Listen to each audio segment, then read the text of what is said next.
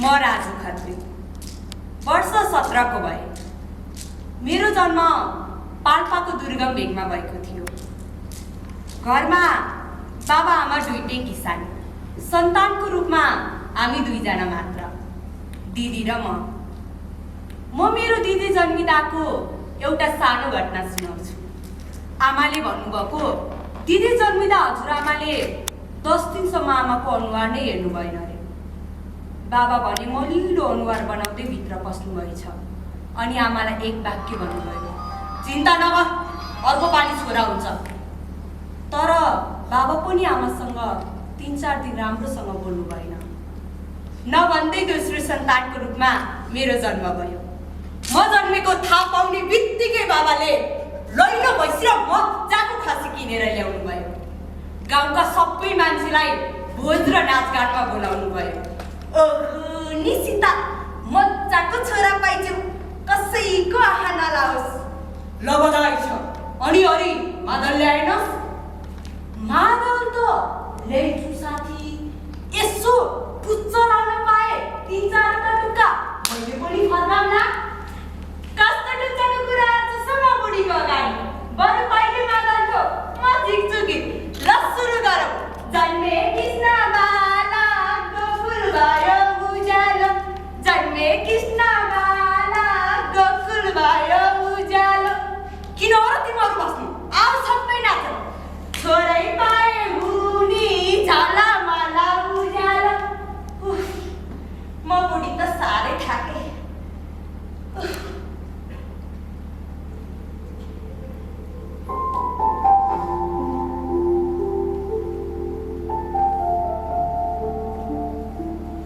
मेरी हजुरआमा मलाई सधैँ भन्नुहुन्थ्यो, छैतीमा भागीले भाग्य लेख्छ। मेरो छैतीमा भाग्यको साक्षी बन्न हजुरआमा रातभरि जागरमा बस्नुभयो। बाबा र गाउँलेहरू त्यो दिन रातभरि जागरमा बसे। हजुरआमा मलाई बारम्बार भन्नुहुन्थ्यो, तेरो भाग्य बलियो छ। हुन पनि हो, मलाई घरमा सबैले माया गर्नुहुन्थ्यो। हजुरआमाले मलाई उति माया गर्नुहुन्थ्यो। आफू जहाँ जाँदा पनि मलाई सँगै लिएर जानुहुन्थ्यो। मलाई ताते ताते गर्दै हुर्काउनु भयो। मेरो राजु, मेरो नाति, थितिरे बाबु, थितिरे थितिरे। म आज मेरो नातिलाई आफै खुवाउँछु। ओ सीता, दुध थप त नातिलाई। खायो नाति खायो।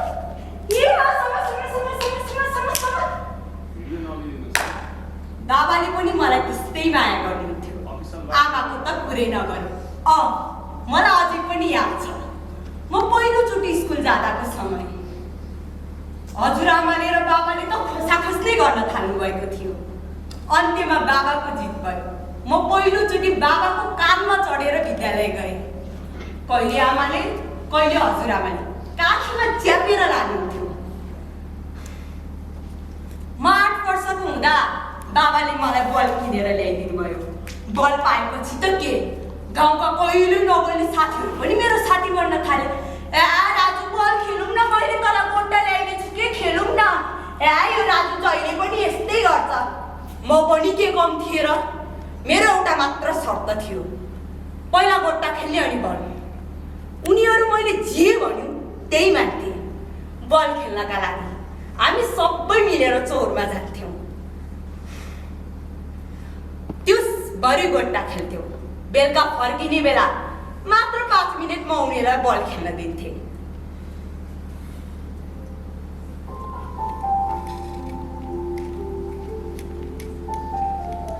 मलाई लिपस्टिक लगाउन, नङ पालिस लगाउन, घर घर खेल्न, चुङ्गी खेल्न असाध्यै मन लाग्थ्यो।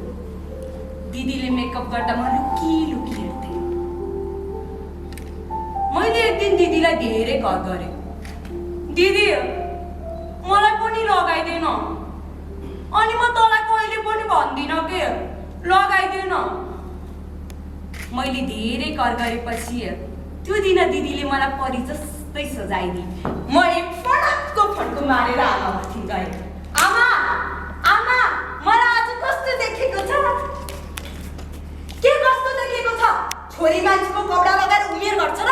खै त्यो सिर्जना भान्सामा त आइज मैले तैँले जानेछु हिँड तनी। आमाले मलाई त्यसै गाली गर्नु। त्यो दिनदेखि म कोही केटीसँग हिँड्दा बोल्दा चल्दा पनि गाली गर्न थाल्नुभयो। मलाई भने केटाहरूसँग हिँड्दा एकदमै अप्ठ्यारो हुन्थ्यो। मेरो एउटा मिल्ने साथी थियो रोशन। हामी एउटै विद्यालयमा पढ्थ्यौँ। 1 बजेको छुट्टीमा दुवैजना मिलेर काफल टिप्न जान्थ्यौँ। काफल भनेपछि हुरुक्कै थियो। जहाँ भए पनि हो रोशन जाऊ काफल टिप्न भनेपछि भाग्दै आउँथ्यौँ। पन्त बाटो थियो, कहिले होमवर्क गर्थेन। डल्ले सरको गोदाई त उसको डेली रुटिन नै भइसकेको थियो। म भने उसले पिटाइ खाएको देख्नै सक्थिनँ। रातभरि लाएर भए पनि उसको होमवर्क गरिदिन्थे। केटोले त दाउ पाएछ। भोलिपल्टबाट त राजु यति मात्र छ के गर्दैन। म पनि के कम थिएँ र आखिर दिनदिन मैले गर्दैन हुन्छ भनेर के गाली गरिदिएको। केटो त रिसाएछ। मलाई कसैले केही भन्न हुन्थेन। होस् साला जाला घाटी बन्दै जान्थ्यो। त्यसको कुरा गरेर साध्यै छैन। हाम्रो गाउँमा माघे सङ्क्रान्तिको मेला लागेको थियो। आज हामीलाई मनपर्ने लोकगायक आउने कुरा थियो। स्कुल हातेर मेला हेर्न गयौँ। कहिले ननाच्ने हामी त्यो दिन अगाडि गएर नाच्यौँ।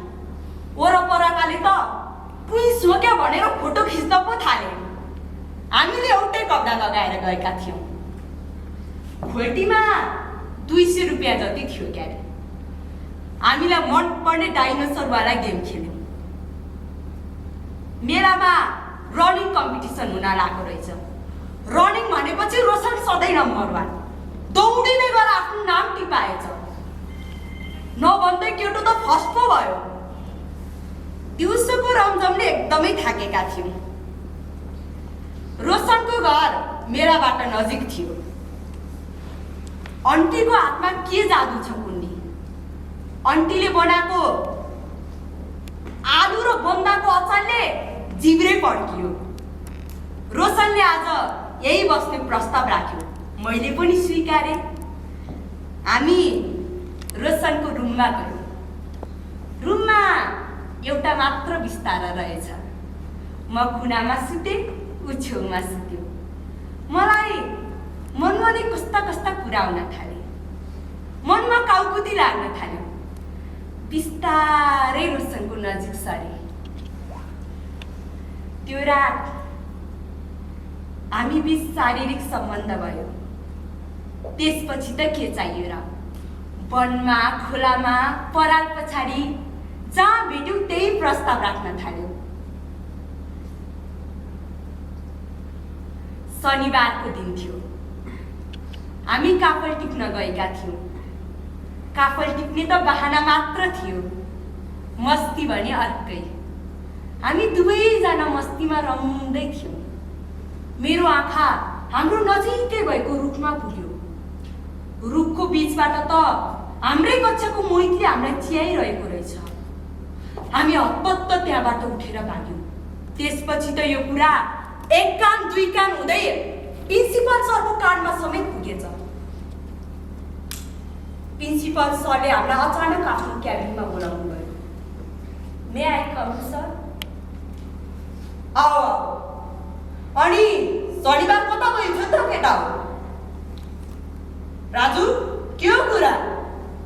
ल रोशन भन त के हो कुरा? ल किन बोल्दैन हो यो केटाहरू? के हो कुरा? अबबाट मैले यस्तो थाहा पाएँ भने दुवैजना निस्किने। जाओ आफ्नो क्लासमा।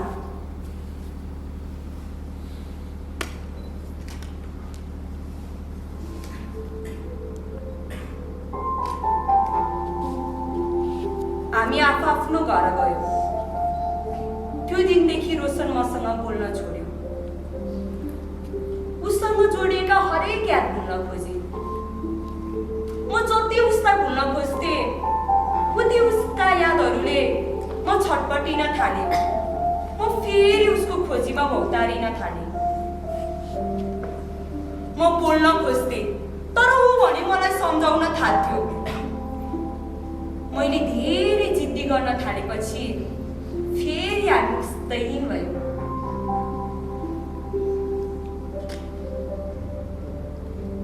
एक दिनको कुरा हो, म स्कुलबाट घर फर्किएको थिएँ। बाबा हस्याङ खस्याङ गर्दै म माथि आउनुभयो र मलाई डाइरेक्ट सोध्नुभयो, अस्ति प्रिन्सिपलले तँलाई किन बोलायो? म केही बोलिनँ। होइन, किन बोल्दैन हो यो केटो? सीता यता आइज त, अस्ति प्रिन्सिपलले किन बोलायो? मलाई पनि बोलायो प्रिन्सिपलले। प्रिन्सिपलले भनेको कुरा साँचो हो कि होइन? होइन, किन बोल्दैन हो यो केटो? बाबाले धेरै जिद्दी गर्न थालेपछि मैले हो भन्थेँ। बाबा केही नबोली मेरो कोठामा जानुभयो। मेरा एक एक सामान निकाल्नुभयो र चलाइदिनु भयो।